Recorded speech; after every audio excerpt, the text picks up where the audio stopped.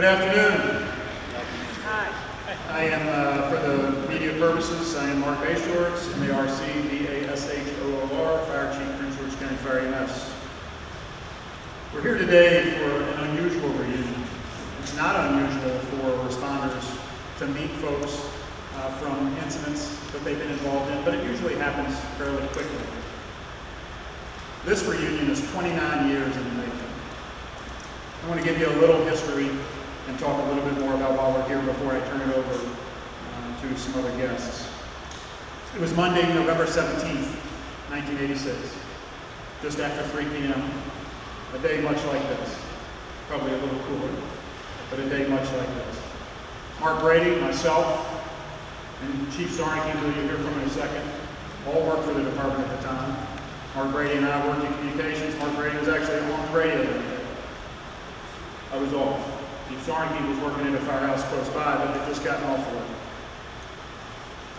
So at 3 p.m., there were 3 17-year-old high school seniors from Pilates High School in Law. They were on their way home. Every day, they took turns of who would drive home. That day, Gloria Graham, Janine Everhart, and Lisa Beavers were those 3 girls. Lisa was the driver.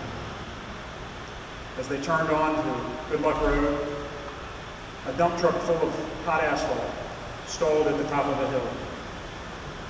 The dump truck, unable to control itself, slid down the hill and into that car.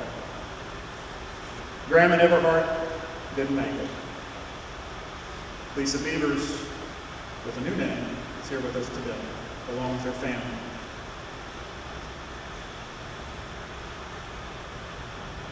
The issues that surrounded that accident are some of what spurred a lot of the commercial driver's license changes in the United States today. Not just in Maryland, but in the United States. They know a lot about the truck and the truck driver at the time. I won't get into the specifics of that, but they knew a lot about it at the time. That it's a type of accident that probably should have never happened. It's a truck that probably should have never been on the road. And that's what the commercial driver's license laws and issues that have come up since, that's what they're about, is getting unsafe vehicles and unsafe drivers off the road. As part of the recovery of that, which I consider today part of the recovery, having the opportunity for one of the survivors to be able to meet with some of the responders, most of which no longer work for the department, most of which have moved away, work in other departments or live in other states. Some of them are here with us today. So it is part of the recovery, but also as part of the recovery, Pilates High School set up a scholarship fund in the girls' names. To this day, Pilates awards a $1,000 scholarship to a graduating senior. Continue to do that today, and I thank Pilates. I have Jeff Palumbo, who's the principal of the high school, Nina Gass, and Claire Radinsky. They're with us. They'll be available later on if media or the family wants to speak to them about that. So as we move into the reunion, I'm going to introduce Chief Ron Siarnicki. At the time, he was a station commander at the College Park Station, not too far from where this accident occurred, but again, he had just gotten off. Later, he became fire chief of the Prince George County Fire and EMS Department, and then he went on to be the executive director of the National Fallen Firefighters Foundation, which is how himself and Lisa met at a different event. So coming full circle, I'm going to introduce to you Chief Ron Siarnicki, Executive Director of the National Fallen Firefighters Foundation.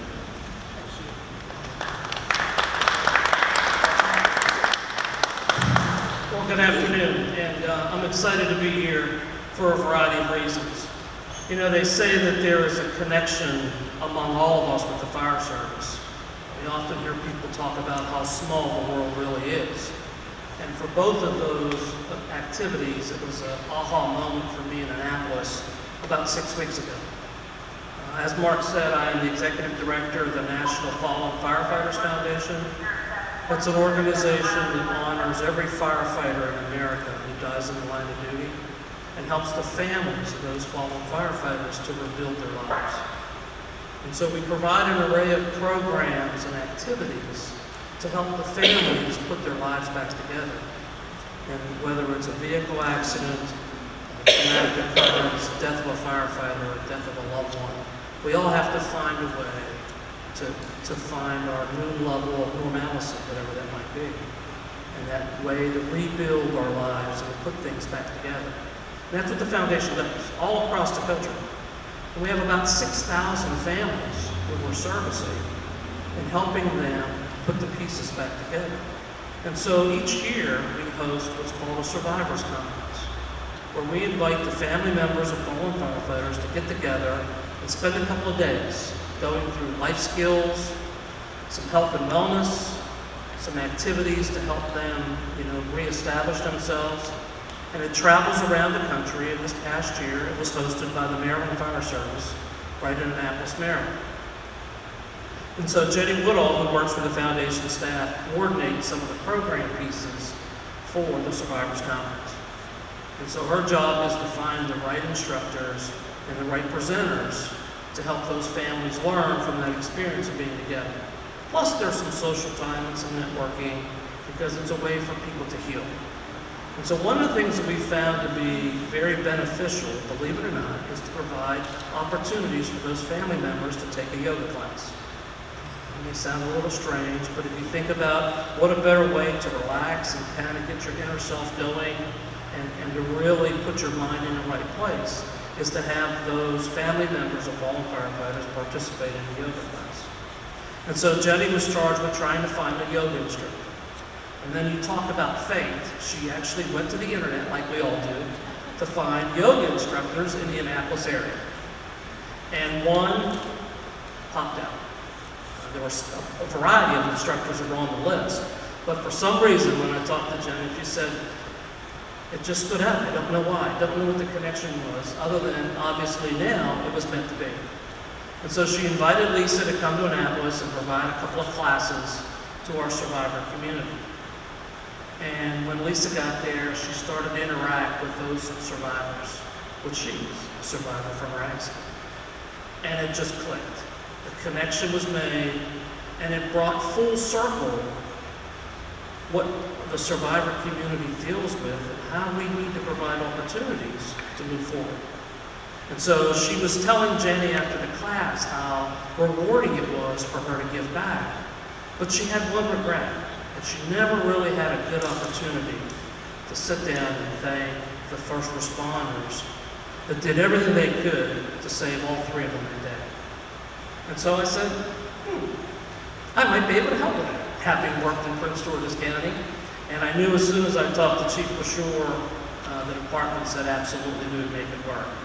And so that's the purpose of today, is to unite Lisa and the first responders. And there was a variety of them. When you talk about the internet, we put the call out on Facebook, because going back and trying to figure out who all was working in the combination system with career personnel, volunteer personnel, they're scattered among the state and the nation. And we immediately got responses back from people that were there that day and saying, well, this person was on the call or that person was on the call. And we're happy to say that several of the first responders that were there said, yeah, we'll be there. We'll come and participate today. And you're going to hear some uniqueness, because the other piece is, with every tragedy, I think we have an obligation to turn it into a positive opportunity. Not only through friendships and helping people put their lives back in order, but you're going to hear, as Chief Bashore talked about, what changed out there relative to vehicles on the road. You're going to hear a little about changes to first responders, treatment on the scenes of incidents, how we in fact specialize some equipment to be able to handle these kind of incidents. And all that as a result of that day when 3 students were just trying to get home. And so I appreciate you coming out today to be here, and I appreciate the opportunity to tell you that connective piece of why there's always a connection to the fire service and why the world is so small. So without further ado, I would like to bring Lisa forward. Ladies and gentlemen, Lisa Beaver Hedges.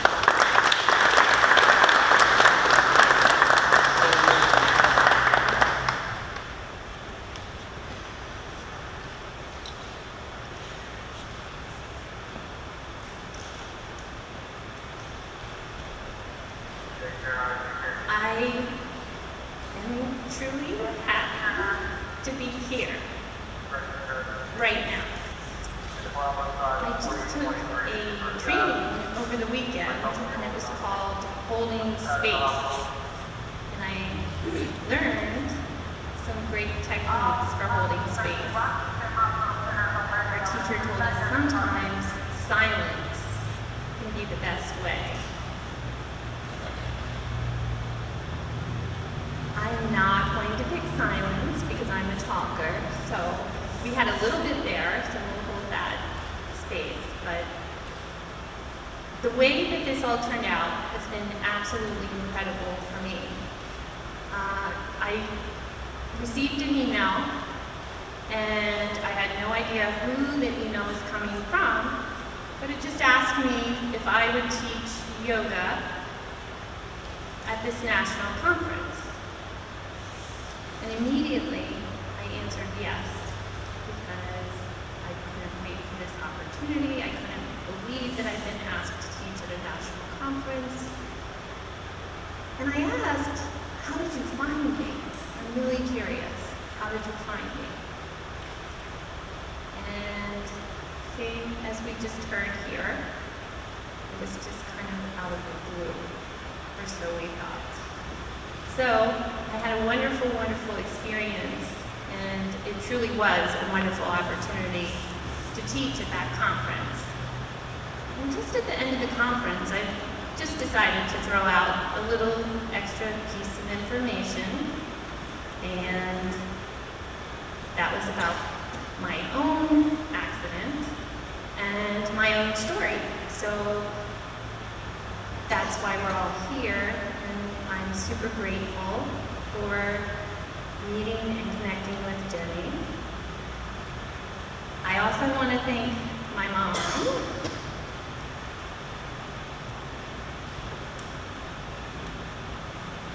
And 2 of my 4 children are here, so they can share, and I'm sure it'll be a good story with their brothers and their dad, how this all plays out. I'm super grateful to be here, as I said at the beginning. And the fact that I have this opportunity today is beyond what I could ever imagine. Sharing gratitude, showing gratitude, is one of the most important things to me. And on that day, when I got to show gratitude, it felt incredible. Now, I get to do that many times more. So I thank you all for coming. The most important part is the part of you listening, truly listening, and hearing our stories. I'm excited to meet and greet and see all these amazing things, and I hope that we all have a chance to connect, even if it's in a yoga class. Happy to teach you yoga. Anyways, I'm going to start because I would get to call up each and every one. It feels almost like it could be a game show, but I don't think I've made it to game show level yet. So anyways, we'll have our first responder that wants to come up and meet me. Hi. Hello. Richie Anderson. Nice to meet you. Give you some of my background. I'm the battalion chief at York Area United Fire and Rescue at this time. Back then, I was a rookie at Company 12. Just got hired by the Prince George's County Fire Department. And that day, we get off at 3 o'clock, and I was heading up the hill on Good Luck Road, and I noticed the the dump truck having problems making the hill. And it seemed like he either couldn't get in gear or the too much weight that he was carrying that he was unable to clear the hill. When I got up closer to him, all of a sudden he started coming backwards, and he just missed me, where I avoided him and did like a quick panic move to get out of the way. And I looked back, and he was heading backwards all the way down the hill. And my first assumption was that he was going to make that intersection and cause a massive accident. So I did a K-turn and headed down the hill, and the last thing I could see was the dump truck going into the side of the road into the woods.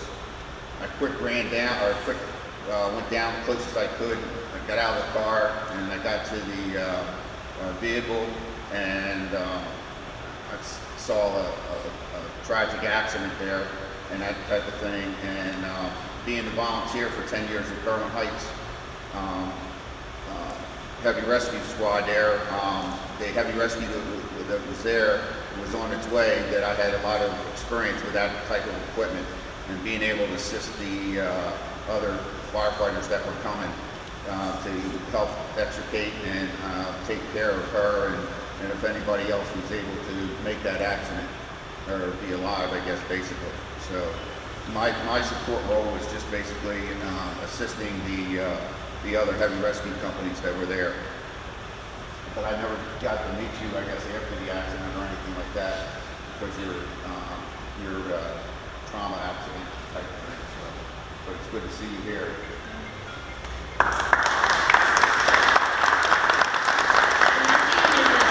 He wasn't just there to do something. It was huge. So know that. My next responder, come on up.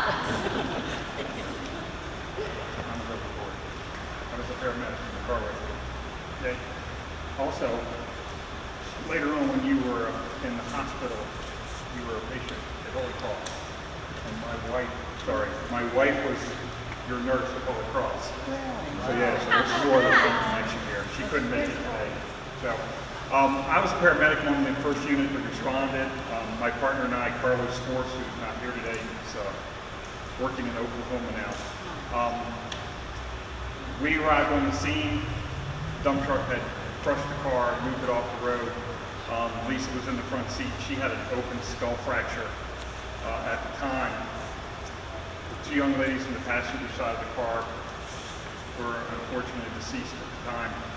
I climbed into the back of the car, grabbed traction on Lisa's head, and held traction until we could extricate her, remove the door, and get her out of the car. We had to cut away the steering wheel, the side door, and everything to get you out. We then transported you to PG Hospital, where a gentleman by the name of J.P. Madani, who ended up being my captain in the department, was a nurse at the hospital at the time and worked in the trauma center, and he was overwhelmed, and we were talking to him with such a skull fracture, open wound as it was. Yeah, well, you were talking.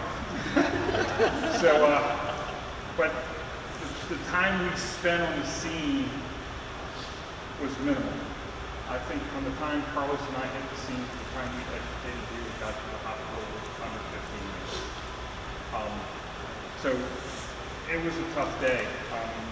Carlos and I were kind of known as the trauma medics in the county. We always ended up with threes. So we always had 3 patients. Unfortunately, these friends did not make it. Okay, I'm moving on.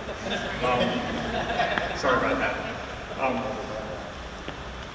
It's been a pleasure, and knowing that my wife had you as a patient in the hospital, couldn't actually talk about it, but so I'm glad to see you moved on and stuff. So congratulations, I'm glad you're here. You're a beautiful family. Okay, I have 4 children.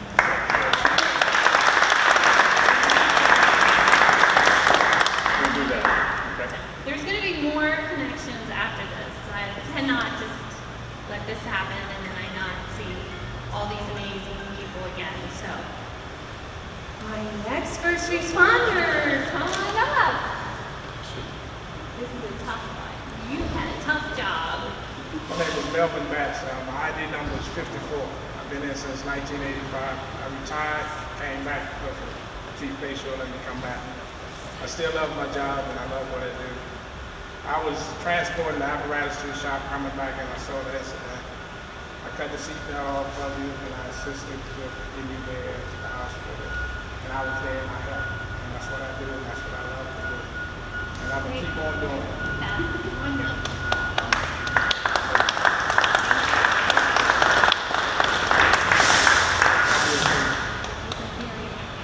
Grateful to have a happy occasion. And I'm going to ask for my last first responder. I'll try to be fast.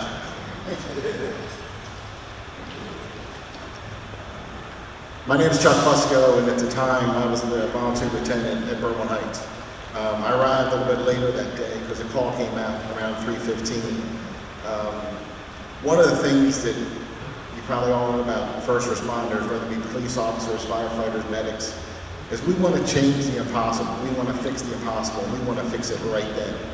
That day, the hand that we were dealt was just impossible. So we went back and we started to look at our system and what we could do next time. And that's why we brought our rescue squad down here. In December of '86, we started to design it. We purchased it in December of '88, so you start seeing the dates where everything happened. And we took possession of it in 1990. And we're proud of the work that it's given to us. We call it the Memphis Bell because it's just been such a long-running apparatus that has been in service. But again, I guess I just wanted to bring it here today to show you that out of something horrible, something good. So, all right.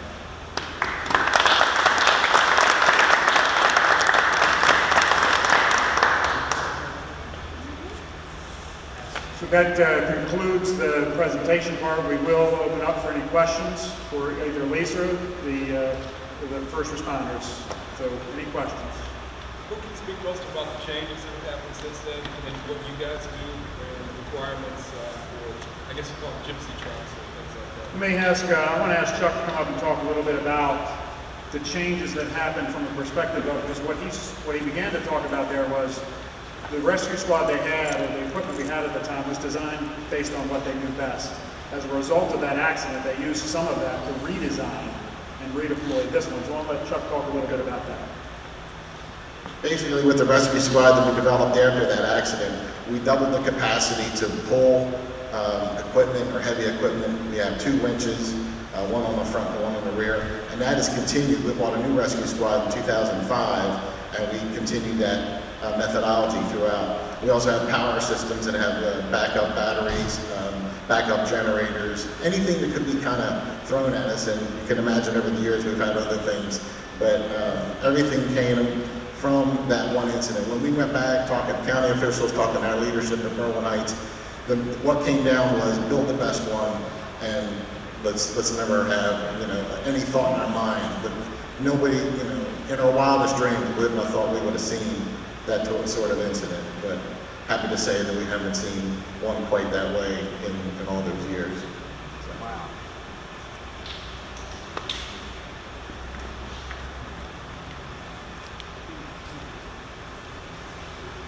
Question here. Rich, you saw it happen, and then you've had a full career as a firefighter. And what strikes me is that each and every one of you, I talked to the chief, everybody remembers this like yesterday. My cameraman turned around as we started to tell the story and said, I covered that. Can you describe the impact that this had on you after all these years, remembering it like it was yesterday? And can you describe it a little closer to life? I spent 10 years as a volunteer at Berwyn Heights, and we covered the Beltway, B&W Parkway, 95, and we've seen a lot of bad accidents. I guess that one was a frustrating one, even though I was career then, being at an engine company and a truck company at College Park.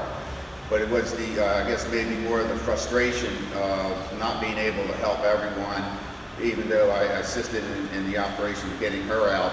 But her friends and not being able to get them, and actually seeing that devastation that was in the back seat and what happened, and the whole function of dedicating my career of rescue work and trying to be the best, I guess, or learning everything, and also Chuck Fusco and I were both bunkering buddies together, where we set up the volunteer staff that is basically going on today. And that we've always consulted each other for the best equipment, and upgrading Berwyn Heights to try to be the best rescue squad in the county. So that's always been a goal of mine, and it is to try to learn and for education work, either collapse trench or even vehicle and truck rescues. That I dedicated my fire service career to being, studying that type of avenue. Could you guys walk us through kind of what went through your mind when you found out you were going to have this meeting 29 years later? I'm sorry, ma'am. Can you walk us through kind of what went through your mind when you got the call that you were going to have this meeting 29 years after the fact? Mr. Brady called me and he said, "Do you remember what happened on that day when the dump truck hit the car? Hey, Kenilworth, and good luck." And I really was taken back, and I'm thinking, man, how do you remember that? This is what chiefs do. I was stunned. I was like, why do if somebody wants to rehash that, I guess, basically, in that question, that it was such a devastation there that it was